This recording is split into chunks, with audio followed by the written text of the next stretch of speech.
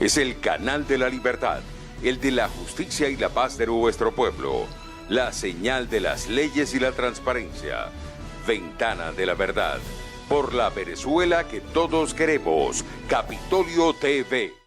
Empezamos por hablar de PDVSA.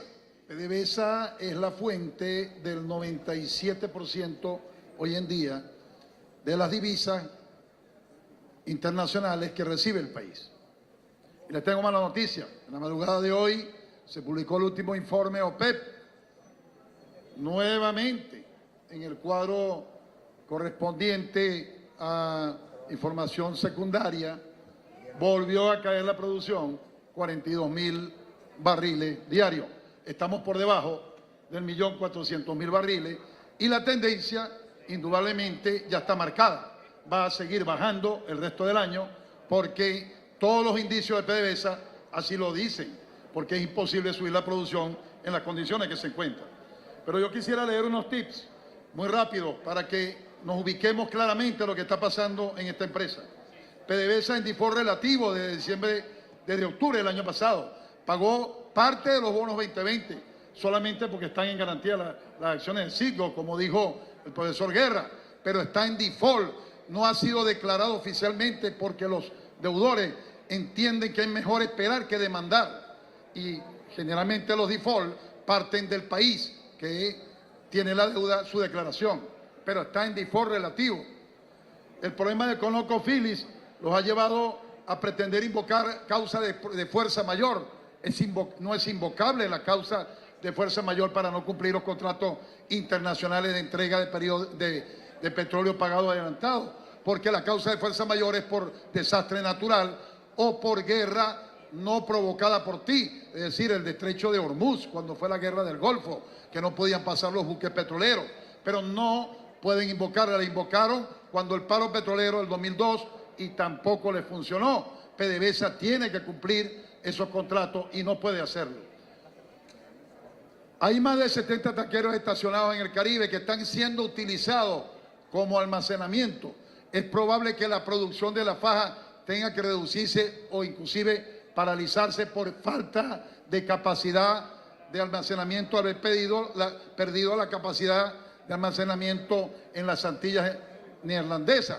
Pero además de eso, estos contratos, los contratos de PDVSA, hasta donde yo supe la última vez, se cambiaron de FOB a CIF. La antigua PDVSA contrataba puros contratos FOB, es decir, te entrego en mi puerto de origen y me pagas una vez que está embarcado. El contrato CIF es que yo cobro a destino cuando llegue allá al destino. En el tránsito el petróleo es de PDVSA y lo pueden embargar en Panamá, en cualquier puerto que haga parada este buque, de manera pues que PDVSA está almacenando en buques en el Caribe hasta que cambie los contratos CIF, que generan daños económicos muy graves también a la empresa. La mayoría de las empresas se niegan a aceptar carga barco a barco, la famosa carga esta que están ellos proponiendo por ser costo más elevado y riesgoso. El hecho de los empleados sigue su inexorable marcha. En PDVSA se están yendo mensualmente alrededor del 10 a 15% de sus empleados. Terminando el año se quedarán sus empleados. Para darle un ejemplo, en la refinería de Amuay quedan 200 empleados. La mayoría de ellos porque están esperando que su jubilación. Si no se hubieran ido, gente que ya está en camino de jubilarse. Esta es una refinería que necesita 1.500, 2.000 personas como mínimo para funcionar. Es para que tengan una idea. Las refinerías están todas paradas. Los campos petroleros de la FABA se han convertido en escenarios de delincuencia común, parece el lejano oeste. Los reportes que se tienen son terribles. El decreto 3.359 es ilegal y así lo decretó esta Asamblea Nacional, pero permite magnificar las conductas delictuales que ahí están ocurriendo. Las medidas de la comunidad internacional que prohíben operaciones nuevas de financiamiento y canje de deuda o endose de facturas o pignoración han mermado aún más la capacidad financiera de esta empresa. Los activos de PDVSA que se estimaban en 90.000 millones de dólares es probable por efecto del deterioro de todas sus instalaciones que estén hasta por mitad de ese valor, y la deuda que tiene la empresa es superior a eso. Eso técnicamente, contablemente, es una quiebra. Está quebrada PDVSA. Sigo está a punto de perderse. Cada vez que tienen, salen a pagar los bonos 2020 porque tienen esa garantía, pero eso no garantiza que el sitio no se pierda, porque esos bonos 20, esa garantía fue dada ilegalmente y ha sido demandada en los Estados Unidos, y cuando resuelvan esa demanda, esa garantía no le da garantía, valga la redundancia, a PDVSA, de que no le embarguen a Citgo, y ConocoPhillips tiene otra demanda ganada que solamente están ajustando los daños. Citgo está corriendo grave riesgo de perderse.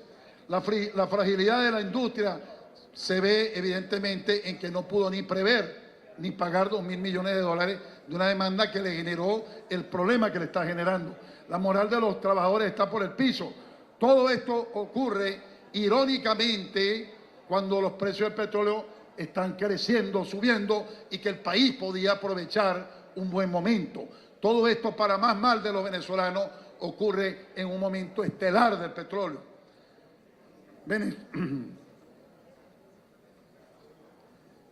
La inflación, como dijo el problema social, la inflación, como dijo el amigo, el profesor Guerra, puede rebasar los 30.000. Algunos hablan de 100.000. El techo es el límite de la inflación, de la hiperinflación que vamos a vivir. Es imponderable, es incalculable. Nada más tenemos que ver lo que nos pasó en mayo, cuando uno se dio cuenta de lo que estaba pasando semana a semana. El sistema de salud pública está colapsado en al menos 85%. El 80% del personal calificado se ha ido del sistema de salud pública y muchos para el exterior.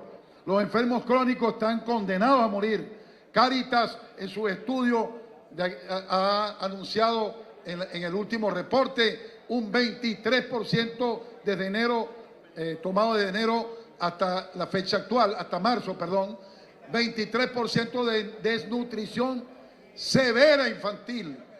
El 2016 fue el 8%, el 2017 fue el 15%, ahora estamos en el 23%. Pudiéramos terminar con el 50% de desnutrición severa del país, con el daño que esto significa para el futuro de las nuevas generaciones. El 83% de las unidades de transporte público están paradas, datos de la Federación Nacional de Transportistas Públicos. El 93%, existe 93% de escasez de medicina, datos de la Cámara de Federación de Farmacias. Las protestas se incrementan en más de un 30% mensual. En abril se contabilizaron cerca de 1.000. De acuerdo a esto, podrían estar alrededor de 5.000 a 6.000 terminando el año.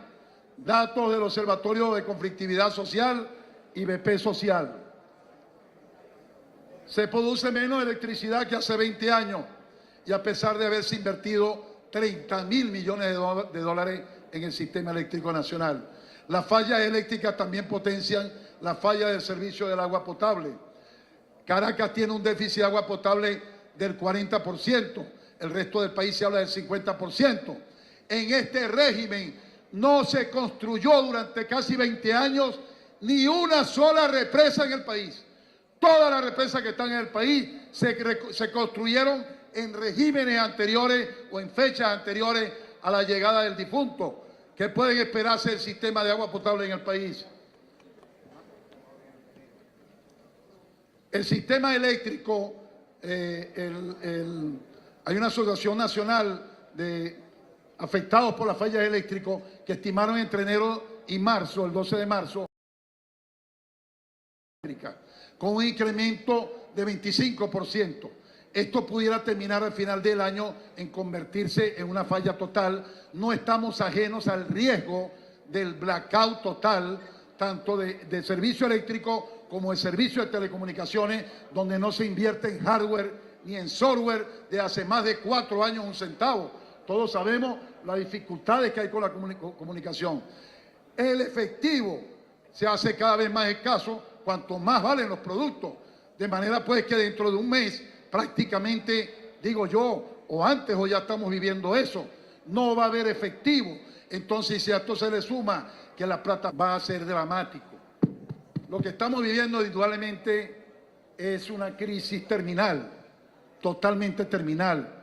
Lo que podemos ver de todo este relato trágico es que ni PDVSA se va a recuperar y no va a poder producir ninguna divisa, y que lo que nos está viniendo encima es la tragedia pura de ver cómo se desmantela, se descomponen las instituciones y se desmantela el país. Estamos frente a un Estado fallido, un Estado que necesita rápidamente tener ayuda internacional, abrir un canal humanitario y generar las políticas necesarias para recuperar el país. Pero esto pasa para que usted, señor Maduro, se vaya del país. No tiene que renunciar porque usted ya no es presidente. Sencillamente está a tiempo. Evítese malos mayores para usted, para su familia, para el pueblo, y váyase y deje que los venezolanos resolvamos en sana paz el problema que tenemos que resolver, porque condiciones hay en el país. Con un plan económico adecuado, en 3 años se estabiliza, en 6 años recuperamos nuestro nivel de vida y en 10 años seremos el país más próspero de la América Latina, como siempre lo hemos sido. Muchas gracias, hermanos y hermanas. Este es el canal de la libertad, el de la justicia y la paz de nuestro pueblo, la señal de las leyes y la transparencia, Ventana de la Verdad, por la Venezuela que todos queremos, Capitolio TV.